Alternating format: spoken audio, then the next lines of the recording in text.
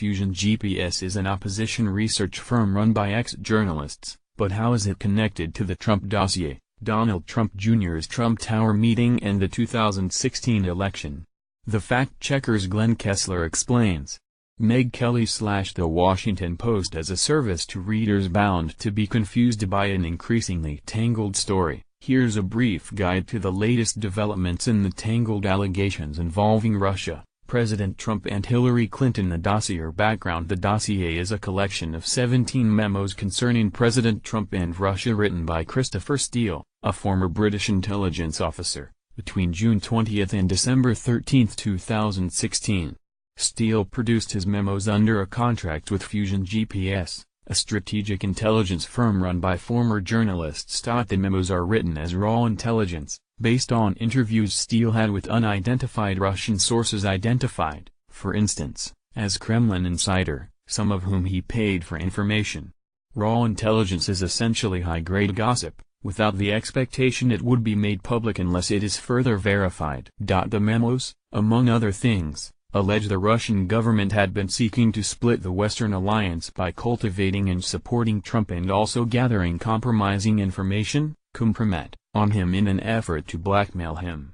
The memos, among other allegations, claim the Russian government fed the Trump campaign valuable intelligence on Clinton. Why it's important. The dossier mirrors a separate conclusion by U.S. intelligence agencies that the Russian government intervened in the U.S. election in an effort to bolster Trump and harm Clinton, such as through hacking the Democratic National Committee and distributing materials to WikiLeaks to publish shaky moments.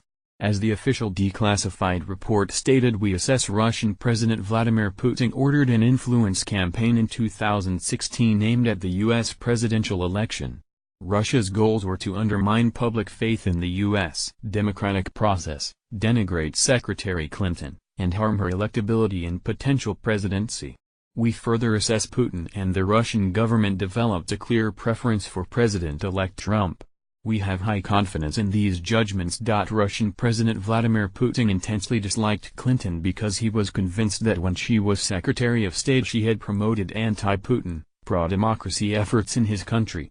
The FBI considered the information gathered by Steele to be of sufficient importance that it considered paying him for his research, although it later dropped the idea. What's new? The DNC and Clinton campaign were revealed as the Democratic donors who paid Fusion GPS for Steele's research. Technically, Perkins Coie, the law firm of Mark Elias, an attorney representing the Clinton campaign and the DNC, funded the research. Separately, a Republican donor who had earlier hired Fusion GPS for information on Trump was revealed to be the Washington Free Beacon, a conservative website. But that earlier effort is unrelated to the Democratic-funded research that yielded the dossier. We should note that, in another assignment, Fusion had been hired by a U.S. law firm in early 2014 to assist on the defense against a civil action filed by the U.S. government alleging fraud by Prevezon Holdings. Prevezon is owned by Denis Kotsev, the son of a senior Russian government official. Why is that relevant? Natalia Veselnitskaya, who was also working for the law firm on the Prevezon case, met with Trump campaign officials at the Trump Tower in June 2016, including Donald Trump Jr., campaign manager Paul Manafort and Jared Kushner, the husband of Ivanka Trump.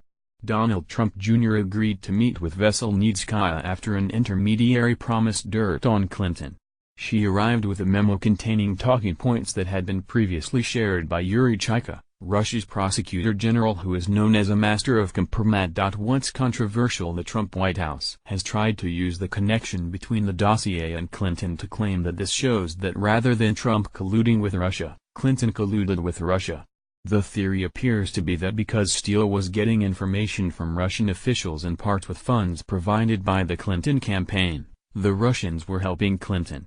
But that ignores the fact that DNC emails, as well as the email account of the Clinton campaign chairman, were hacked and then published by WikiLeaks as part of the pro-Trump Russian operation identified by U.S. intelligence agencies. Steele started producing his memos in June 2016, about the same time that intelligence agencies began investigating possible ties between Russia and people close to Trump.